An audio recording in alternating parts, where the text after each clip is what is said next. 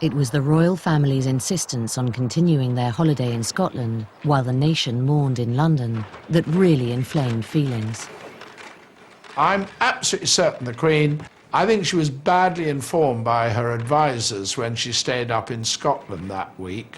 She didn't realise the feeling of disgust towards the royal family.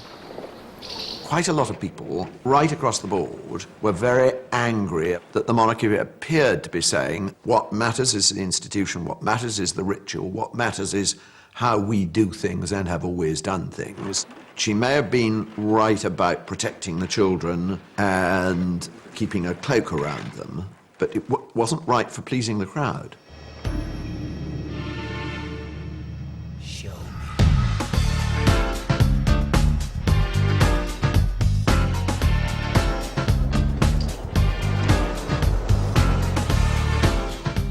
Then, if you remember, she arrived at Buckingham Palace, she got out of the car and very tentatively she walked and looked at the flowers. There was no antagonism, but there was a lot of silence, and she, of course, was, as ever, the perfect professional. She didn't presume anything, she felt her ground, she remained perfect, and then the crowd came and she'd broken it. She was brilliant. Then, of course, she did the TV thing. First, I want to pay tribute to Diana myself. She was an exceptional and gifted human being. Very, very professionally done. I thought it was a bit cynical.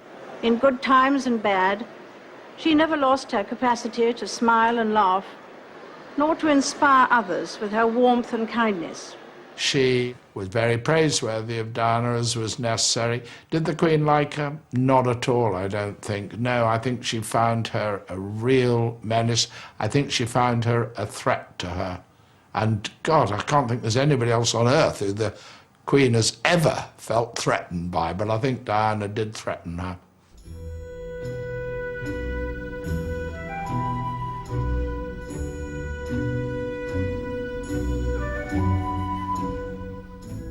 You know how difficult things were for her from time to time. I'm sure we can only guess at, but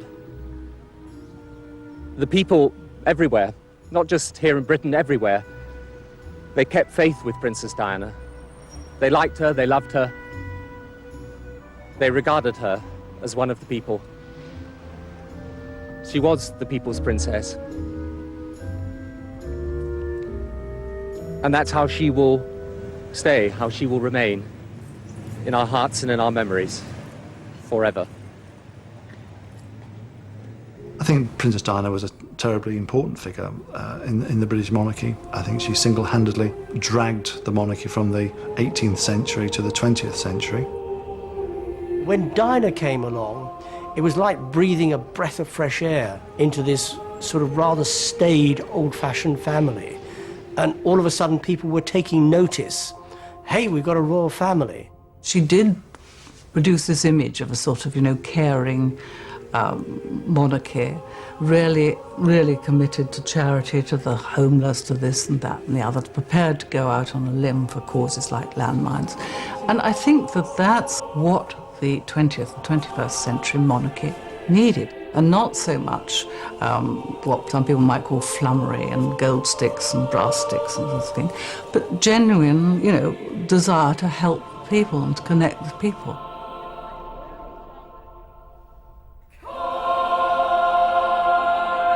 The monarchy had to be more popular, so she thought.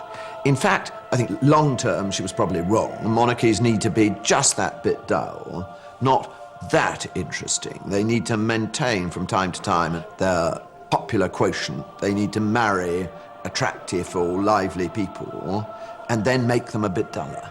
In a way, she educated us, because as people, we started to look at the monarchy not as these people on a pedestal, but as human beings who are fallible, who can make mistakes. William.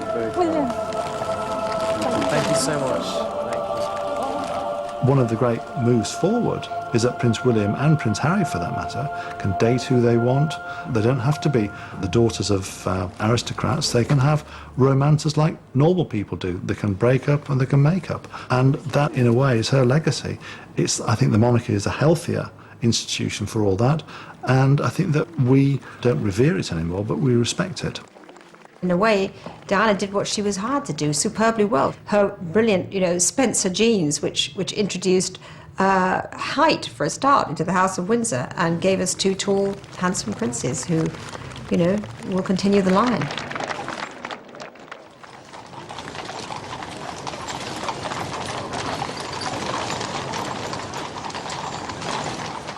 There will never be any doubt that for those of us who lived through the Diana years, they were an extraordinarily intense experience, a long, protracted emotional roller coaster of heightened feelings and passion. It was almost as though we were in love ourselves. Princess Diana never found love, but it was there all the time, all around her. The only person in the world who never witnessed this astonishing outpouring of emotion was Diana herself. And so it was that on September the 6th, 1997, the world saw Princess Diana for the last time. In death, they gave her what she had always craved in life, acknowledgement. And then they bid her a final farewell. Said goodbye to it all. Said goodbye to it all.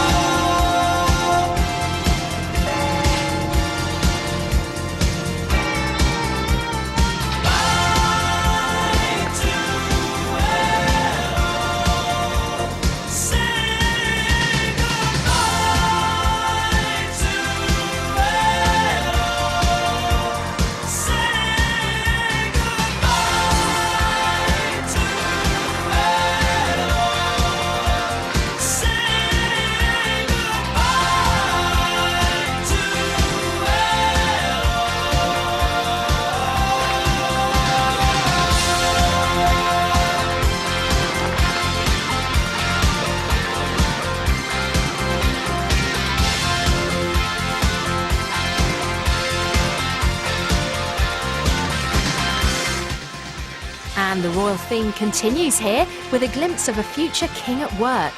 Ben Fogle joins Prince William on his first official visit to Africa next.